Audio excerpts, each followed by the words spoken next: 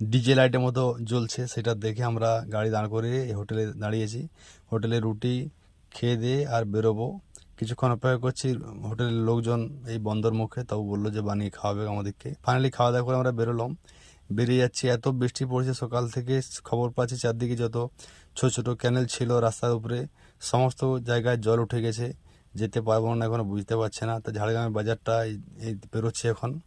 পেরিয়ে কিছুটা যাচ্ছি, যে আমরা দাঁড়িয়ে পড়েছি। সকালে দেখছি যে এই ঠালাতে প্রচুর জল উঠে যাওয়ার জন্য সেখানে রাস্তা সমস্ত বন্ধ করে রেখেছে। প্রচুর গাড়ির লাইন হয়েছে, কমসে কম 100-150-200 গাড়ি লাইন দিয়ে আছে, যত রসুন ফ্যাক্টরি গাড়ি সমস্ত এসছে।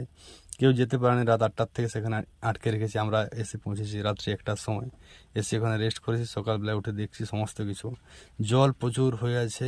যদিও গাড়ি পেরোনো যাবে, কিন্তু পুলিশ তো গাড়ি ছাড়ছে না। পুলিশ বলছে রিস্ক নেব না। সবাই আমরা অপেক্ষা করছি কখন জল একটু কমবে, কমলে আমাদেরকে ছাড়বে।